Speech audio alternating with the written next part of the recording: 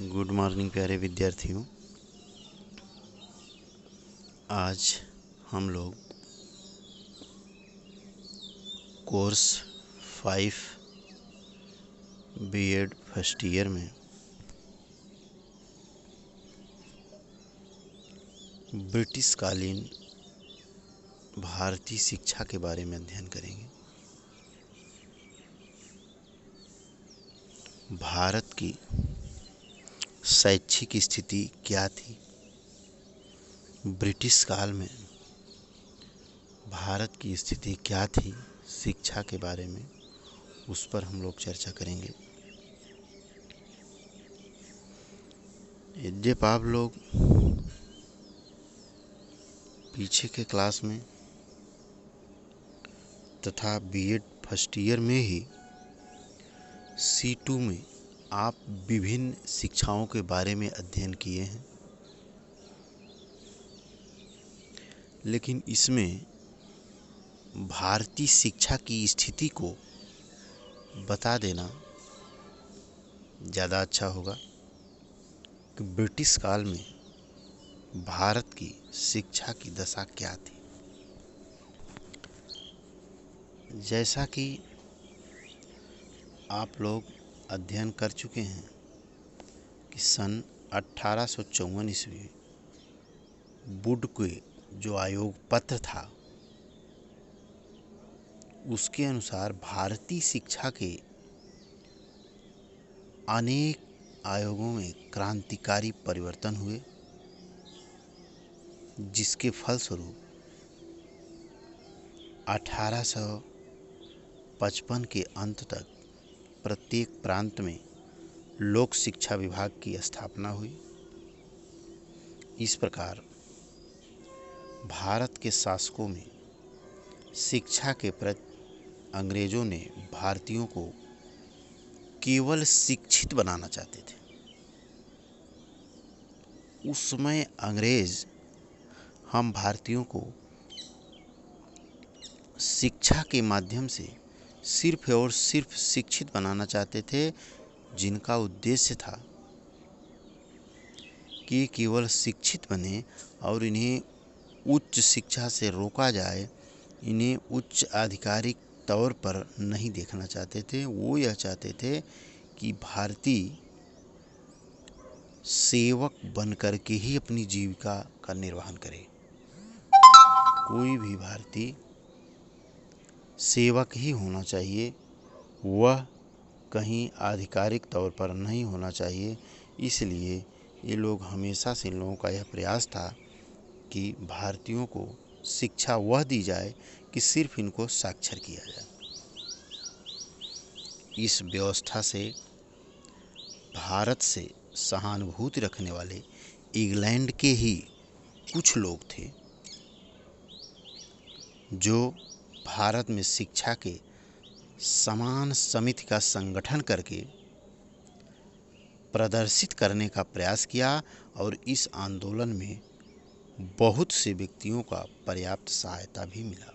England के ही कुछ लोग ऐसे थे जो भारतीयों पर तरस खा करके उन्होंने एक समिति का संगठन किया, और उस समिति के माध्यम से उन्होंने बताया कि सबको समान शिक्षा मिलनी चाहिए, चाहे वह भारतीय हो चाहे वह अंग्रेज हो। इसमें तमाम व्यक्तियों का उन लोगों को साथ मिला, और इस प्रकार भारत के सौभाग्य से ब्रिटिश पार्लियामेंट ने पहली बार सन 1880 में लॉर्ड रिपन को नए गवर्नर के रूप में नियुक्त किया। इतना सब आंदोलन के बाद वह पहले भारतीय पहली बार 80 में लॉर्ड रिपन को नए गवर्नर के रूप में नियुक्त किया, और भारतीय शिक्षा व्यवस्था के गतिविधियों से उन्हें अवगत कराया, जिससे भारतीय शिक्षा नीति में जो कमियां थी उसे दूर करने का वचन भी दिया गया। लॉर्ड रिपन ने भारतीयों के इच्छा को पूर्ण करने के लिए जो वचन दिए थे, इस वचन को पूरा करने के लिए भारत पहुंचे, और कुछ ही समय बाद सन 1882 में भारतीय शिक्षा आयोग की नियुक्ति की गई। लॉर्ड रिपन के द्वारा ही भारतीय शिक्षा आयोग की नियुक्ति की गई थी। जो लॉर्ड रिपन जो कहा कि जो यह एक प्रकार से कसम लिया था और भारतीयों के साथ जो उसने वादा किया था, उस वादा को पूरा करने के लिए वहाँ से भारत आया था और एक आयोग की नियुक्ति की गई थी। इस आयोग का अध्यक्ष गवर्नर जनरल की कार्यकारी सभा के सुभोग सदस्य विलियम हंटर थे। इसका नाम ही इन्हीं के नाम पर इस आयोग को हंटर कमीशन के नाम से जाना जाता था। इसके सदस्य थे हंटर और इन्हीं हंटर के नाम से ही इस आयोग का नाम हंटर कमीशन रख दिया। अब आयोग की जांच का विषय क्या था? क्या सरकार ने उच्च एवं माध्यमिक शिक्षा के प्रति अधिक ध्यान देकर प्राथमिक शिक्षा की अवहेलना की थी? आयोग को यह जांचना था कि क्या प्राथमिक शिक्षा की अवहेलना की जा रही है, माध्यमिक शिक्षा पर ज़्यादा ध्यान दिया जा रहा है। दूसरे पॉइंट में प्राथमिक शिक्षा की वर्तमान स्थिति क्या है और उसके सुधार एवं विकास के लिए क्या उपाय अपनाना चाहिए। प्राथमिक शिक्षा की स्थिति क्या है, इसको और सुधार के लिए कौन सा उपाय अपनाया जाए। तीसरा पॉइंट था देश की शिक्षा व्यवस्था में मिशन स्कूलों का क्या स्थान होना चाहिए। और इसका चौथा पॉइंट था शिक्षा के क्षेत्र में व्यक्ति के प्रयासों के प्रति सरकार की नीति क्या होनी चाहिए। शिक्षा के क्षेत्र में जो व्यक्ति प्रयास कर रहा है तो उसमें कह रहा है कि सरकार की नीति क्या होनी चाहिए। यह आयोग को जांच करना था। यह आयोग के माथे सौंपा गया था कि उनको जांच करना है कि सरकार उच्च और माध्यमिक शिक्षा को बढ़ावा देकर के प्राथमिक शिक्षा की अवहेलना तो नहीं कर रही है। प्राथमिक शिक्षा की वर्तमान स्थिति क्या है, इसको और सुधार कैसे किया जाए। देश की शिक्षा व्यवस्था में जो मिशन स्कूल हैं उनका क्या स्थान होना चाहिए। शिक्षा के क्षेत्र में व्यक्ति के प्रयासों के प्रति सरकार की नीति क्या होनी चाहिए। यह जांच करके आयोग कुछ अपना सुझाव दिया था। सुझाव क्या था?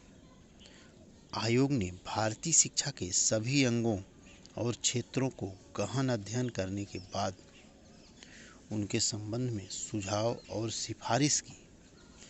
क्या सुझाव दिया था कि शिक्षा नीति आयोग ने शिक्षा नीति के विषय में 5 सुझाव दिए थे। आयोग ने 5 रूप से सुझाव दिए थे, जिसमें पहला था कि सरकार को राजकीय विद्यालय की स्थापना की गति को धीरे धीरे मंद करके इन विद्यालयों के प्रत्यक्ष उत्तरदायित्व से अवगत होना चाहिए। कहा है कि जो राजकीय विद्यालय की स्थापना तेजी से हो रही है उसको धीमा करके विद्यालय के प्रत्यक्ष उत्तरदायित्व से अवगत होना चाहिए, क्योंकि विद्यालय का निर्माण कर देना बहुत बड़ी बात नहीं है। शिक्षा अध्ययन के लिए उनकी आवश्यकताओं की पूर्ति करना बहुत बड़ी बात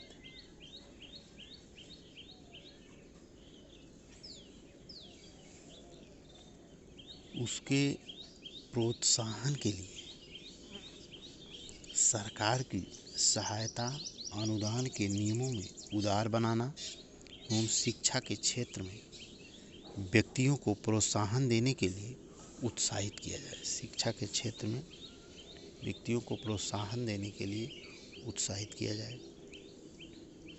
तीसरा पॉइंट था कि सरकार को प्राथमिक विद्यालयों को स्वयं संचालन न करके उनका उत्तरदायित्व स्थानीय निकायों पर छोड़ देना चाहिए। सरकार को जो प्राथमिक विद्यालय हैं उनका स्वयं संचालन न करके उनके उत्तरदायित्व स्थानीय निकायों पर छोड़ देना चाहिए, क्षेत्रीय निकायों पर छोड़ देना चाहिए।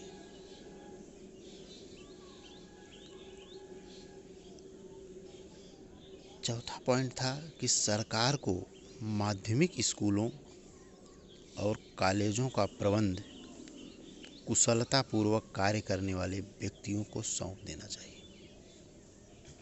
चौथे पॉइंट में इन्होंने कहा सरकार को माध्यमिक स्कूलों और कॉलेजों का प्रबंध कुशलतापूर्वक कार्य करने वाले व्यक्तियों को सौंप देना चाहिए। मीन्स देखना चाहिए कि कौन सा व्यक्ति ऐसा है जो इसमें कुशलतापूर्वक कार्य कर रहा है, और जो कर रहा है तो उसी को सौंप देना चाहिए।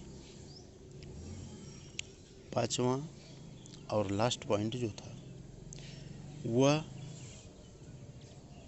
कह रहा था कि सरकार को भविष्य में केवल सहायता अनुदान के आधार पर स्थापित किए जाने वाले माध्यमिक स्कूलों और कॉलेजों की स्थापना को प्रोत्साहन देना चाहिए।